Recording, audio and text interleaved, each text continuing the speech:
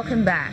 Ethiopia's Prime Minister Abiy Ahmed, in his bid to reform the government, has reduced the number of ministries from 28 to 20 and has created a new one, the Ministry of Peace. An official document reveals that the new ministry will do things related to bringing peace and security in the country and will strive for the rule of law. Since the Prime Minister came to power in April, he's introduced some sweeping changes, including historic reconciliation with the country's longtime enemy, Eritrea. In the spirit of the International Day of the Girl Child, girls in South Sudan are hoping that there will be lasting peace in their country so they can achieve their dreams. Years of the civil war has exposed young girls to horrible incidents of sexual violence while stunting their educational development. 16-year-old Aben Kongwan lives in rickety structures with her two brothers, mother and grandmother. Her daily schedule is predictable. I wake up, I put the tea in the fire, then I take tea, I brush my teeth first, I get shower, then I come to school after taking tea. But there is more to Aden's daily life than just preparing for and going to school. After school, she has more reading and chores to contend with at home. But that does not bother her as much as the absence of peace in her country, South Sudan. If there is peace, I'll be able to achieve my education goals. I'll be able to come to school and learn in peace. I will be able to get all that I want if there is peace. But there is no peace, so I cannot get it. Like during the crisis, I slid back a lot.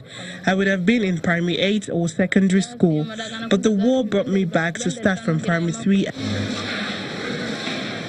Although she lags behind, being at least 3 levels below where she should be, she's keeping her eyes on the prize. In a country where sexual and gender-based violence has reached high levels, living in a peaceful environment will considerably increase the chances of escaping such violence while opening doors of opportunities for girls like Aben to achieve her full potential. As part of efforts to ease transportation for citizens in Kenya, a motorbike hailing app has launched its services in Nairobi. Uganda's Safety Conscious app is based on improving the safety of motorbike taxis, or what is locally known as boda boda, and plans to expand to 20 other countries. The death of a friend inspired Ricky rapper Thompson to launch Ugandan ride-hailing startup Safe Border. Ricky says the app aims to promote safety in the unregulated motorcycle taxi or boda boda industry. Now the app-based service has been launched in Nairobi.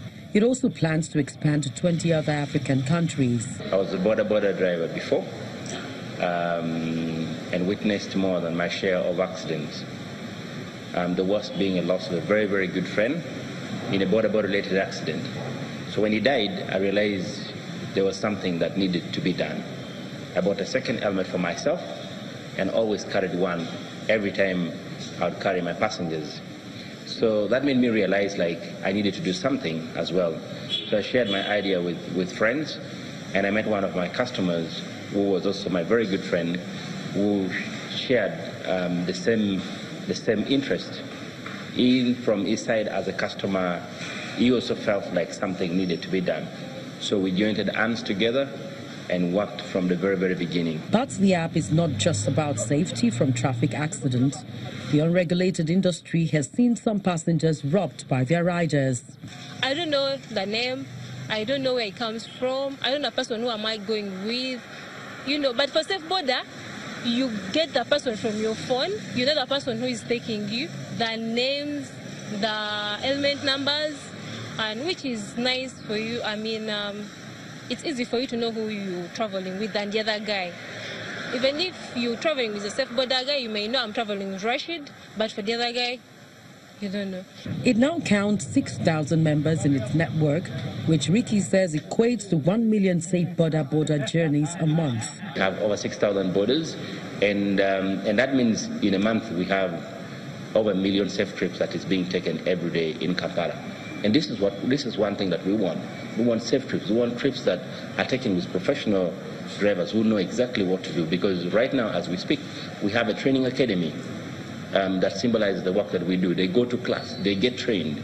Then we also promote helmet wearing, where a driver actually has his own helmet, because I think 99.9%, leaving 1% for myself, but 100% of our drivers wear helmets. And I think at the moment, over 70% of our customers wear helmets as well. And then all our drivers, 100%, they're fully branded, they're visible on the street.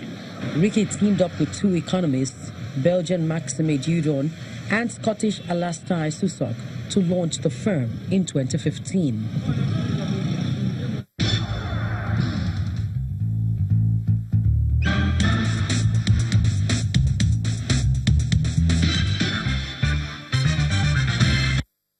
Welcome to our Africa Tech segment. We take you to the city of Accra, Ghana, that played host to this year's Women and Girls in Technology Summit.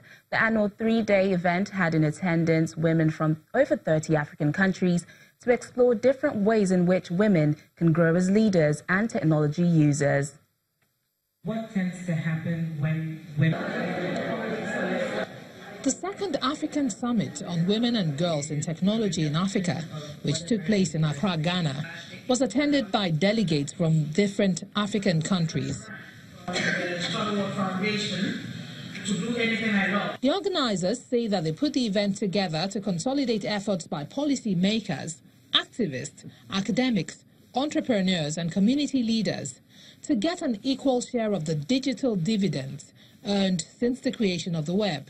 Digital gender divide is basically the difference that men and women face when it comes to accessing and using digital technologies, including the web.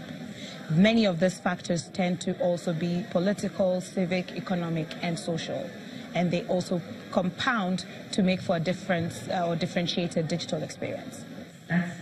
One of the main issues delegates are tackling is the cost of connectivity, which is still a major barrier for most women on the continent. In order to make sure that we have access to affordable internet in Africa, we need African governments first to adopt the 1 for 2 policy, which has already been endorsed by the United Nations, of 1 gig of data for no more than 2% average monthly income. A global study by the Alliance for Affordable Internet indicates that women, in some cases, earn up to 50% less than men in identical roles. Broadband packages still cost more per month than the minimum wage in most African countries. Women in the African technology space condemn the negligible action on their recommendations for the creation of gender-friendly internet cafes and innovation hubs, where training, safety and economic opportunities can be provided. The Web Foundation, the principal conveners of the Tech Women's Summit, was created and donated in 1989. And that's it on the program. Do have a lovely weekend. I'm Teniola Shobowale.